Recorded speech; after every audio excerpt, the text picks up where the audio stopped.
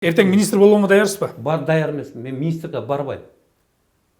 Мен ушундай бул кресло үчүн эметкен жок. Мен ошол балага даже керек болсо бүгүн да айттым. Кел мен сага жардам берейин, советник болоюн. Кандай болсо, бирөөлөр келип сага эме болсо, тийишсе, мен айтып түшүндүрүп берейин. Только биздин тилибизден чыкпай, бардык жана чиновниктердин бардыгын бошот орунда. Андан кийин кимдерди коет ошол жерге? Момент өзгөрөт. 1 жылдын ичинде өзгөрүү пайда боло баштайт дейт. Сизде бардык нерсе даяр экен. Жана концепцияларым бар дедиңиз. Болжолдуу аракет көрүүчү рычагдар даяр экен. Эмне үчүн министр болуп туруп, ошол министрликтин мындайча айтканда полномочиясы менен, орусча айтканда. Азыр мен сизге түшүндүрүп берейин. Бүт нерсени аткарып албайсыз, Эрмек. Эрмек. Мен чыгармачылык кишимин. Мен ушундан кайф кармайм, мен ушундан эргүүгө келем да. Себеп деген ар бир чыгарманы бапестеп, кичинекей баладай кылып бапестеп багып, ошону жеткизем. Ар билген. Мен өзүм окумун алам, себептен ошол келген аян музыкасы болобу, же өзүмдөн бир эргүү келгенде жазамбы, ошону мен бияка болгондо бул чиновникке айланып кетем мен. Ошон үчүн буга кереги жок. А берки консерваторияда, музыкальный училище Күрүнкеевада болобу, филармонияда болобу, булар чыгармачылык иши туруш керек. Анын жанында арт менеджерлер болуш керек. Сиз жетектей аласызбы? Кайсыны?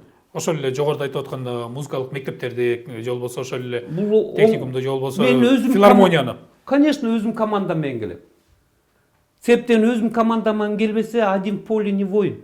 Алар жанакы чөөлөр келип жеп салат да сени. Бирок музыкада да бир нерсе бар да, консерватизм деген. Көз караш. Мисалы, баягы фундаменталдуу негизделип калган нерселер бар да, ал бузулуп калбайбы? Жок, биз мисалы ошол эле эл аралык деңгээлде, же болбосо дүйнөлүк масштабтагы маданиятты ала турган болсо. Ошол эле оркестрде масштабтагы биринчи ролго койгондо бул классикага тийишпеш керек. Классика өмүр бою классика. Бул фундамент. Бул академический школа всегда должна присутствовать. Эгер ошо классиканы разрушать этим десем, бул Тажикстандын кебетесин бузуп калабыз. Тажикстан опера балетин жоготкон ширик бул.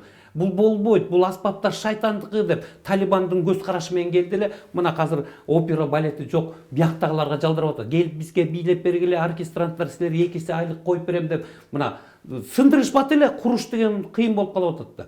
Ошон үчүн эң өзөктүү классикалык академикалык школа турсун, параллельно биздин салттуу музыка өсүп кетет. Мына ушундай ыкма менен мен тарбия. Турмангазы Азыкбаев бүгүн филармонияга келди, жетекчи болду, бирок башка жакта өзгөрүү болгон жок. Один поле не воин дегенде филармонияны өзгөрткөн менен ошол эле мектептер, техникумдар калып калып атат да. Сиз андан көрө министр болгонуңуз оңураакпы деп аткандагым да? Жок, ал министр болгондо дагы мен дагы аяка өзүнчө команда менен келишим керек. А министр болуш үчүн мен тияка ак үйгө ляппай таксыр деп чуркап турушум керек да. А мен ошондой дежурный эле кагазный дела менен заниматься кылып калам. Ал мага кызыгы жок. Мен ал путьту көрүп эле турам. Анын колунан келе албайт эчтеке. Үстүртөн команда берди, өзүнө ылайыктуу кишини тандап алды. Мен филармонияга келгенде менин тармактарымдагы артында турган 25 киши кесипкөй. Бирок ошол эле ляппай деген министр сизди кысып коет да. Кыса албайт. Мен чыгармачылыгыма киргизе албайт.